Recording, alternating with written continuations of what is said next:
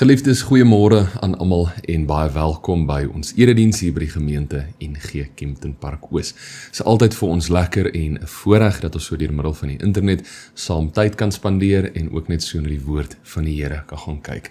En geliefdes, ja, dit het nou ewe skielik vinnig warm geword en dit het gereën, aansienlik vroeër dink ek as wat enige iemand verwag het. Maar geliefdes, daar waar julle is, hoop dat julle ook 'n bietjie reën gekry het, genoeg reën om die grond daarom lekker nat te kan maak. En ja, ons sien uit vir die somerseisoen wat so te sê al begin het. En geliefdes, ek deel net graag een afkondiging. Hierdie komende week, Woensdag, Donderdag en Vrydag is dit ons groot jaarlikse uitreikprojek waar ons kindertjies, minder bevoorregte kindertjies in die omgewing kerk toe bring en hulle bietjie bedien. Speletjies saam met hulle speel, vir hulle lekker kos saam maak, die woord met hulle deel en nog vele meer. So ons vra asseblief dat julle ons in julle gebede sal opdra aan die Here. Dis 'n wonderlike en 'n besonderse projek om bietjie te kan teruggee vir die gemeenskap, maar dit is ook 'n baie uitputtende week. So 30 na 35 kindertjies wat op en af hardloop en absoluut te kere gaan, dit dra nogal aan 'n mens, maar ons is baie entoesiasties en ons sê ook vir elke liewe een van julle dankie wat enigstens bygedra het of ook so ons al klaar aan die Here opgedra het. Maar geliefdes, ons begin vandag se erediens en ek lees vir ons graag 'n wotum. Jesus Christus is gister en vandag dieselfde en tot in ewigheid.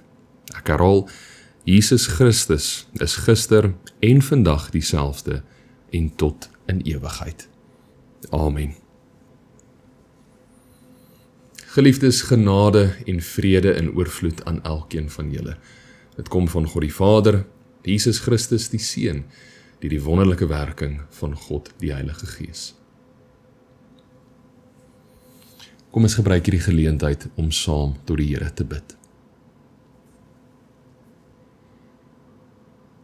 Here, dankie dat ons saam as gelowige gemeenskap in U naam, dat ons saam as U kinders tot U kan nader deur gebed.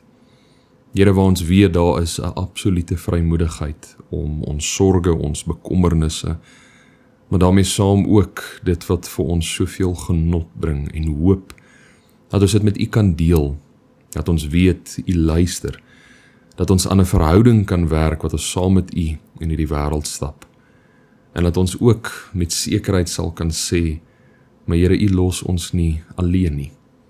U is gewillig en bereid om 'n pad saam met ons te stap, U is lief vir ons, en daarom vra ek, Here, dat deur alles wat ons doen, dat ons liefde vir U ook sal groei, dat ons kennis van U woord en dit wat U van ons vra sal groei, en dat ons tot die beste van ons vermoë daarna sal streef om as U kinders te leef in hierdie gebroke wêreld. Here, laat ons U hele woord, die Ou en die Nuwe Testament sal benut tot ons verhouding wat sal versterk.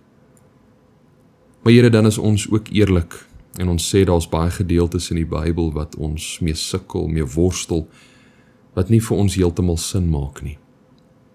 Dat ons altyd sal kan onthou, maar Here, ons is afgesonder van dit wat gebeur het.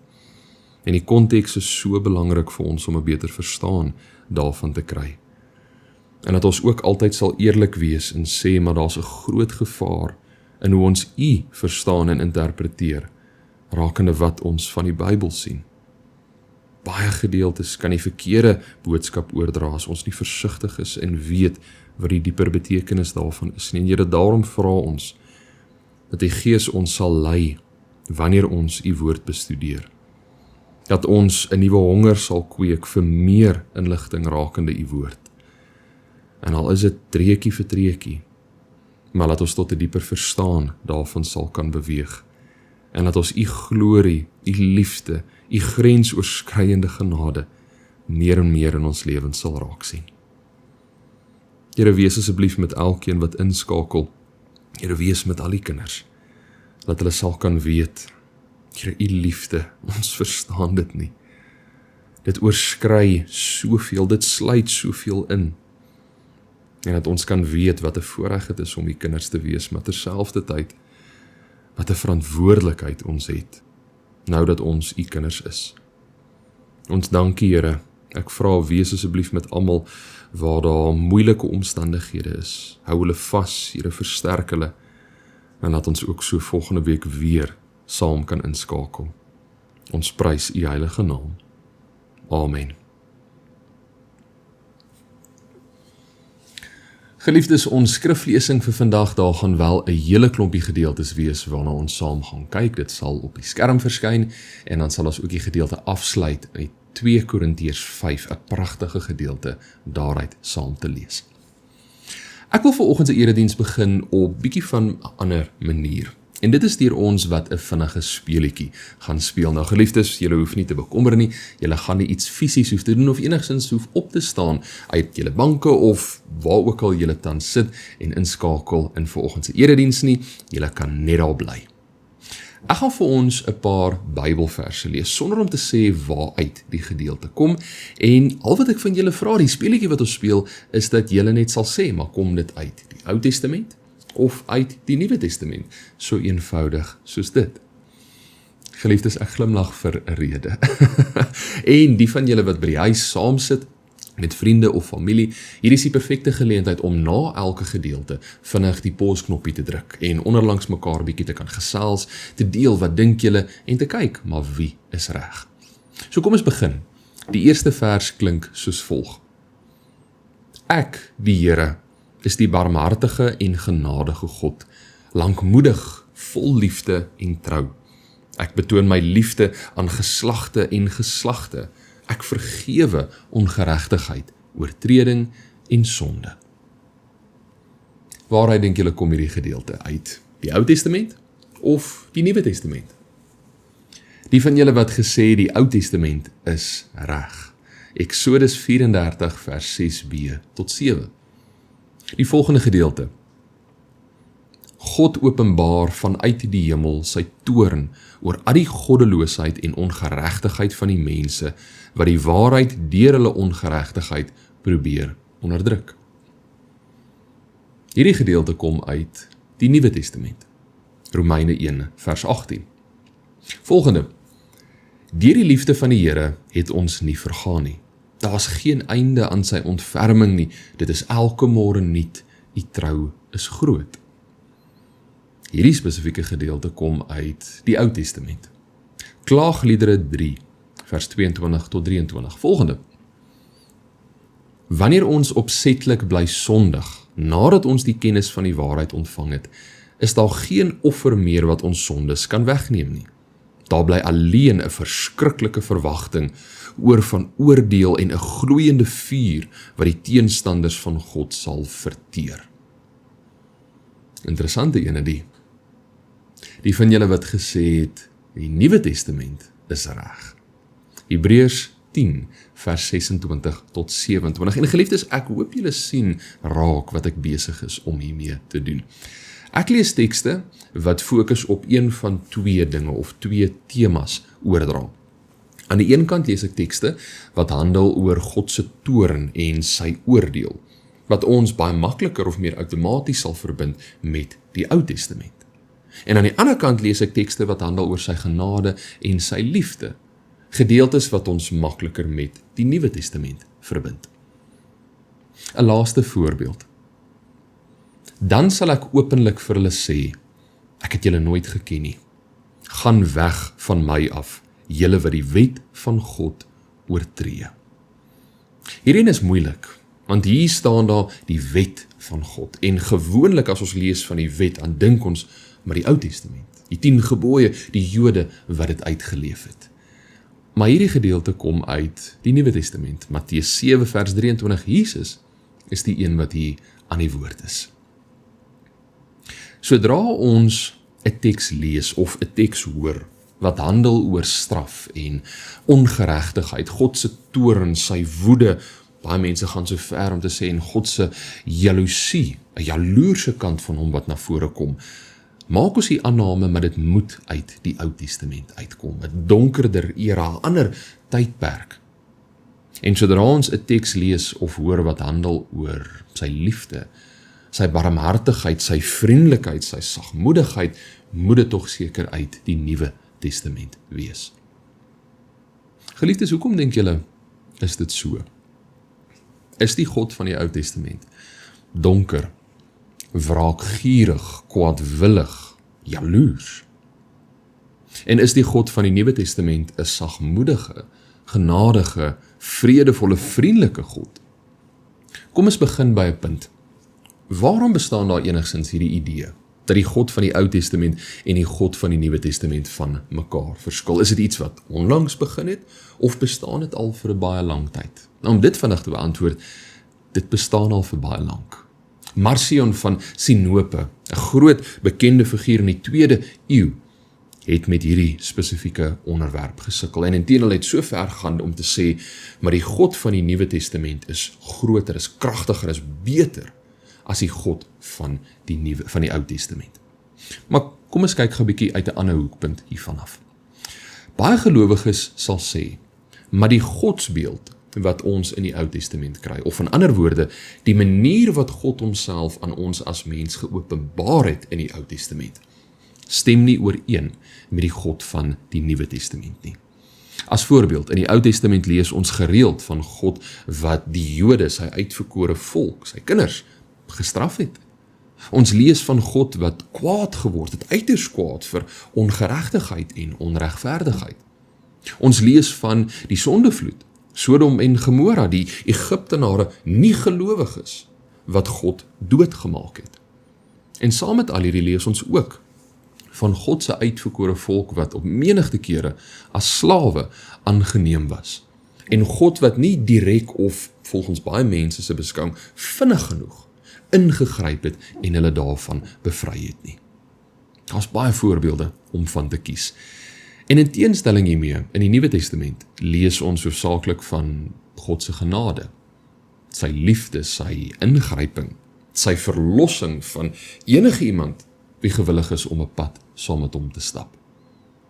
Wel, soos ek met die speletjie in die begin uitgelig het, dit is nie so eenvoudig nie, en dit is nie elke keer die geval nie. Vir ons om enigstens te kan begin om die vraag te beantwoord, verskil die Ou Testamentiese God van die Nuwe Testamentiese God, of waarom kom dit voor dat die twee van mekaar verskil, moet ons vir 'n oomblik stil staan by die beginsel van God se straf, sy toorn. Geliefdes, die van julle wat nog nie na Dominee Braam se reeks gekyk het oor hierdie spesifieke onderwerpie, ek moedig julle aan, is baie insiggewend en dit is op die internet beskikbaar. Ek gaan vandag in nie soveel detail ingaan nie, maar net 'n paar belangrike punte hiervan uitlig. Die woord straf is 'n baie sensitiewe, delikate en moeilike woord, en dit kan ons baie maklik in die verkeerde rigting inlei, afhangende van hoe ons dit interpreteer. Daarom verkies ek om eerder die woorde of dan die beginsel te gebruik, God wat die mens aanspreeklik hou. Die verskil tussen hierdie twee. Straf is 'n pynlike of 'n negatiewe handeling wat opgelê word om iemand te laat boet vir dit wat hulle verkeerd gedoen het. Die klem, baie belangrik, hier val op, dit is 'n vorm van vergelding.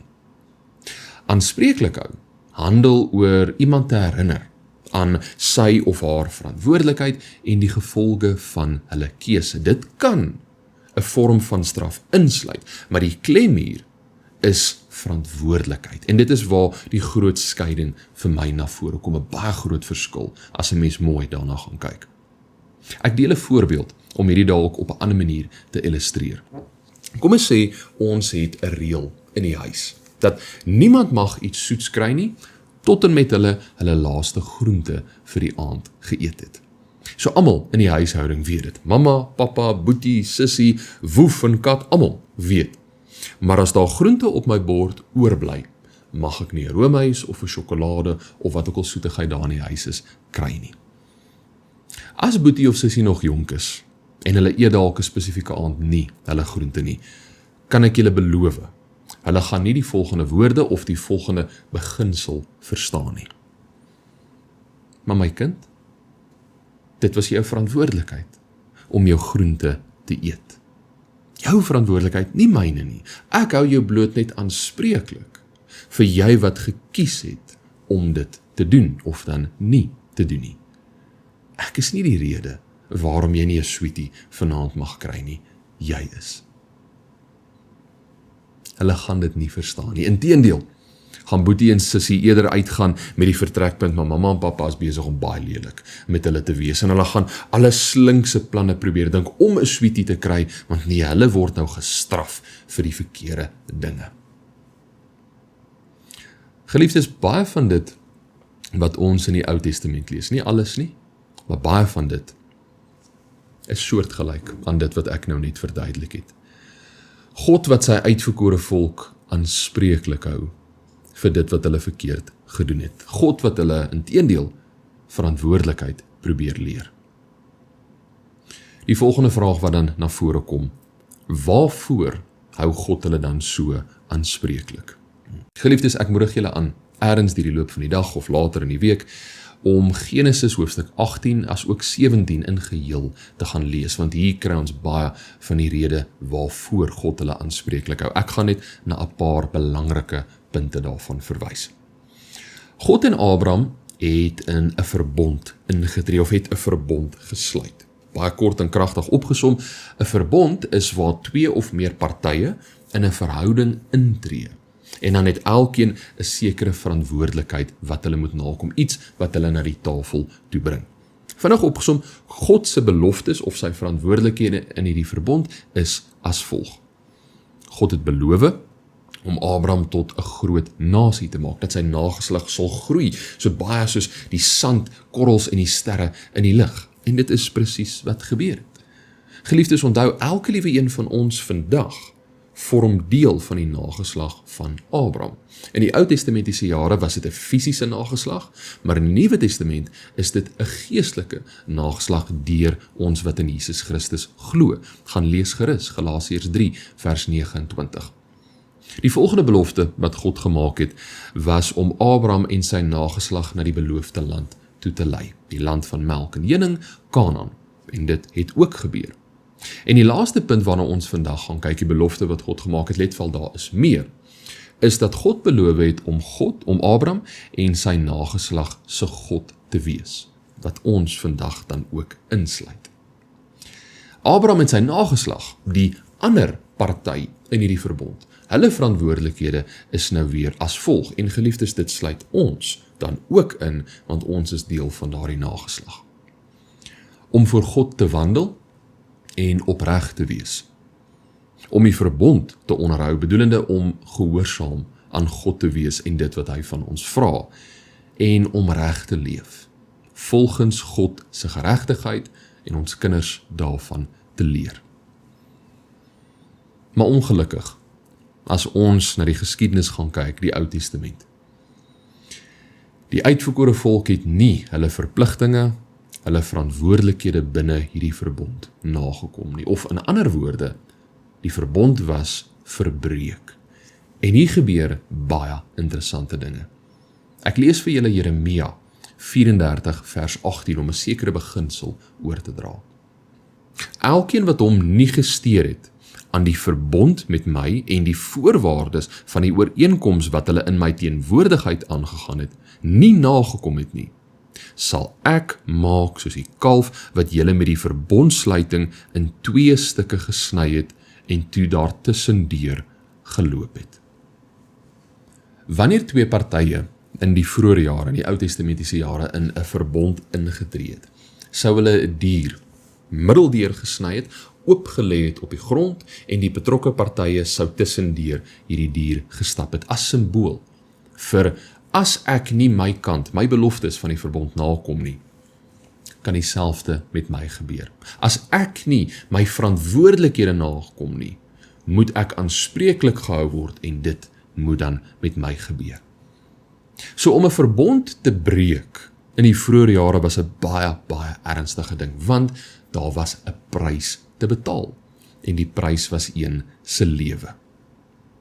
So wat sien ons tot dusver? Die mens en God het in 'n verbond ingetree. God het sy beloftes nagekom. Hy het nie die verbond verbreek nie, tot vandag toe nog, maar die mens het. Dis moet die mens hul verantwoordelikheid nakom, om hulle prys te betaal van hulle wat die verbond gebreek het. Of in ander woorde, baie van dit wat ons dan in die Ou Testament sien, wat baie mense op reageer en sê, maar Joef, kyk hoe donker is God, kyk hoe onregverdig is God, kyk die dinge wat hy laat gebeur, is eintlik God wat net sy kinders aanspreeklik hou, vir dit wat hulle beloof het, hulle sal doen, maar wat hulle nie gedoen het nie. God wat vir sy kinders sê, maar julle het nie julle verantwoordelikheid nagekom nie. Daar is 'n prys nou te betaal, ek is nie die rede hiervoor nie, julle het gekies om nie te doen wat julle beloof het nie. Party mense, as hulle hierdie hoor, sal reageer en sê, maar presies. Hierdie wys vir ons, dat die God van die Ou Testament en die God van die Nuwe Testament van mekaar verskil. Die God van die Nuwe Testament sou hulle nie aanspreeklik gehou het vir wat ook al hulle verkeerd gedoen het nie. Die Here sou sommer daarvan vergeet het, nie nog verder. Die Here sou hulle sondes uitgekanselleer het. Die hele Nuwe Testament getuig daarvan. God wat hulle sondes uitkanselleer. Hierop sê ek met alle respek. Die Here vergewe nie net somme maar ons sondes nie. Die Here kanselleer nie somme maar net ons oortredinge uit sonder dat daar 'n prys betaal word nie. Nee. Daar is baie meer tot ons verlossing as bloot net dit. Hoekom sê ek so? Want God is regverdig. Ek lees vir julle Deuteronomium 32 vers 4. Hy is die rots. Sy werk is volmaak. Alles wat hy doen is regverdig. Hy is die getroue God, sonder onreg, hy is regverdig en betroubaar. Wat bedoel ek as ek sê, maar God is regverdig in die lig van vanoggend se tema? Met al die inligting wat ons tot dusver deurgegaan het, sien ons. Maar die mense in die Ou Testament, as hulle nie hulle verantwoordelikhede nagekom het nie, bedoelende as hulle die verbond verbreek het waarin hulle ingetree het met God, was daar 'n prys te betaal. God het nie net van daardie prys vergeet of dit uitgekanselleer of sommer net uitgevee nie. Nee, daar was 'n prys te betaal. Dit is hoekom daar sisteme in die Ou Testament was, byvoorbeeld brandoffers, sondeoffers. Die mense wat gestraf is indien 'n mens daardie woorde wil gebruik, of dalk eerder God wat die mense aanspreeklik gehou het. As hy sommer maar net daarvan vergeet het, dit uitgevee het, na hierdie sisteem wat hy in plek gesit het, dan sou hy nie meer regverdig gewees het nie. Hierdie regverdigheid, wat so prominent in die Ou Testament is. God wat die uitverkore volk aanspreeklik hou, soos hy moet binne sy regverdigheid, wat baie mense vandag verkeerdelik beskou as God wat donker en wraakvol is net so prominent in die Nuwe Testament. Die enigste verskil, God se regverdigheid, het nou op Jesus Christus neergekom. God hou ons tot vandag toe nog aanspreeklik vir dit wat ons verkeerd doen. Die enigste verskil is Jesus Christus het dit in ons plek kom afbetaal. Ek wil dit deur 'n metafoor aan julle oordra. Almal van ons het al een van daardie antieke skale gesien. Ons 2 bakkies of bordjies aan albei kante met kettingkies of toutjies en dan balanseer hierdie 2 uit. Hoe meer in die een kant ingesit word, hoe meer moet daar in die ander kant ingesit word, sodat hierdie skaal kan uitbalanseer. In die vroeë jare is dit hoe hulle handel gedryf het. Maar 'n sekere persoon het 'n sekere item gehad met 'n sekere gewig, en dan aan die ander kant moes daar 'n ander item met dieselfde ekwivalente gewig opgeplaas word. In die Ou Testament, wanneer die mense verkeerdelik opgetree het teenoor God, nie hulle verantwoordelikhede nagekom het nie, was daardie oortredinge hul sonde aan hierdie een kant van hierdie weegskaal opgesit. God wat die mense, sy uitverkore volk, dan aanspreeklik gehou het vir dit wat hulle verkeerd gedoen het, was aan die ander kant gesit, tot en met hierdie skaal kon uitbalanseer. En dit was gedoen deur verskillende maniere, soos nou net uitgelig, deur offersisteme, deur swaar kry, deur aanspreeklik gehou word en nog 'n paar ander. Maar baie belangrik, God het nie net dit wat hulle verkeerd gedoen het, sommer net weggevee nie. Daar's baie kere wat ons lees van wat hy dit op 'n latere stadium eers aan hulle uitbetaal het, of dat hy genadig was en nie direk alles op een slag uitbetaal het nie. Maar dit was nooit net weggevee of uitgekanselleer nie. Nee, God is regverdig. Daar is 'n prys te betaal. Baie mense vandag se beskouing van die Ou Testamentiese God teenoor die Nuwe Testamentiese God is, hulle sal sê, maar die skaal is nie meer betrokke in die Nuwe Testament. Jesus Christus inteendeel het gekom en het die skaal kom verbreek. Dit is waar hulle ongelukkige fout maak. Daardie skaal is steeds hier. Die enigste verskil, ons vandag, al ons sondes weeg nou swaar aan hierdie een kant van hierdie weegskaal, het lê amper al klaar op die grond. Ons moet nou op een of ander manier probeer om hierdie skaal te kan laat uitbalanseer, te boet vir dit wat ons verkeerd gedoen het. Geliefdes, ons kan nie. Niks wat ons kan doen sal hierdie skaal laat uitbalanseer nie. Maar toe ons probeer om enigsins iets te doen, om ons kant reg te stel, toe die Here Jesus Christus ons so op die bors kom druk en gesê, my kind, wag jy, ek gaan in jou plek, gaan ek hierdie prys betaal. In jou plek gaan ek die verdiende loon, die dood, betaal. En dit sal maak, dat hierdie skaal uitbalanseer. Dit sal God se regverdigheid vir ons kom wys. Wanneer ons van buite af die gebeure van die Ou Testament aanskou, sonder die nodige konteks, kan ons baie maklik die aanname maak en sê, maar joh, kyk hoe onregverdig was God, kyk hoe donker was hy, kyk hoe moedswillig was hy. Maar sodra ons die konteks in ag neem, sodra ons 'n groter prent het van dit wat gebeur het, dan sien ons maar nie. Inteendeel, die Here was genadig in die Ou Testament. Die uitverkore volk se verdiende loon was die dood. Dit is ons verdiende loon vandag, die dood. Maar hy stuur eerder sy seun, Jesus Christus, om die loon in ons plek te betaal en God se regverdigheid vir ons te kom wys. So die God van die Ou Testament en die God van die Nuwe Testament is dieselfde. Hy was baie genadig in die Ou Testament, net soos in die Nuwe. En hy hou ons steeds aanspreeklik vir dit wat ons verkeerd doen in die Nuwe, soos hy gedoen het in die Oue. Die enigste verskil is Jesus Christus. Geliefdes, ek sluit af. Soos ons vandag gesien het, die beskouing van 'n donker, wraakvolle, wraakgierige God is nie reg nie. God bly dieselfde. 'n genadige, liefdevolle, regverdige God. Die God van Abraham, die God van Moses, die God van die profete is dieselfde God wat deur Jesus Christus aan ons geopenbaar is. Sy regverdigheid vra aanspreeklikheid en sy genade bring verlossing. Laat ons daarom nooit vergeet van die prys wat hy in ons plek betaal het nie. Mag ons nooit ons verlossing aanskou as, maar net sommer nog ietsie, dit is uitgekanselleer nie. Maar dat Jesus dit op homself geneem het. En ek wil hê julle moet weer daai weegskaal sien. Hoe ons sonde, ons oortredinge al teen die tafel lê, die skaal balanseer nie.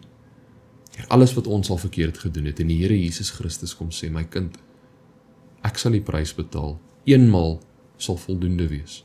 Ek sal my lewe opoffer vir jou, sodat hierdie skaal kan uitbalanseer, sodat God se regverdigheid bekend sal wees in hierdie lewe. As ons verlossing bloot aanskou, as ietsie wat sommer maar net uitgevee is, is nie veel meer nie, dan dra ons verlossing nie vir ons baie gewig nie. Maar as ons verlossing beskou as Jesus Christus, die een wat sonder sonde was. En hy het ons sonde op homself geneem en het vir ons afbetaal. Dan kom roep ons verlossing ons tot verandering, tot vernuwing, tot groei in sy naam. Ek lees vir julle 2 Korintiërs 5 vers 21, let wel uit die 2020 vertaling. Hy wat nie sonde geken het nie, hom het God ter wille van ons tot sonde gemaak, sodat ons in hom voor God geregverdig kan word. Amen. Ek gee 'n oomblik van stilte.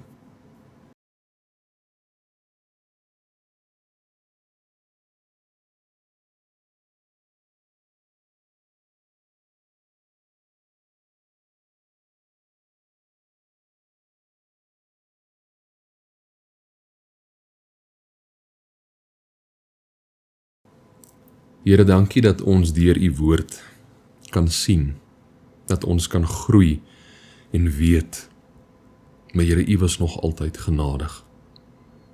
U was nog altyd liefdevol. En u is regverdig. En Here, daar waar ons nie ons verdiende loon, die prys kon afbetaal nie, het u seun Jesus Christus vir ons dit kom doen, sy lewe opgeoffer, sodat ons nou met vrymoedigheid na u toe kan gaan. Dat ons na u toe kan keer en ons weet, die prys is betaal. Dit is afbetaal. Nie deur ons verdienste nie, maar alleenlik deur u genade. Help asseblief, laat ons altyd sal bewus wees van die prys rondom ons verlossing. Laat ons dit nooit sal aanskou as, ag man, net nog ietsie wat u vinnig vir ons gedoen het nie. Nee. Daar is waarde, daar is gewig daaraan. Laat dit ons sal roep tot verandering, vernuwing, tot groei in u naam. Laat ons kan getuig van u liefde. Ons dankie, Here, en ons prys u heilige naam. Amen. Geliefdes, ontvang die seën van die Here. Die genade van ons Here Jesus Christus en die liefde van God ons Vader en die teenwoordigheid van die Heilige Gees sal met elkeen van julle wees tot in lengte van dae. Amen.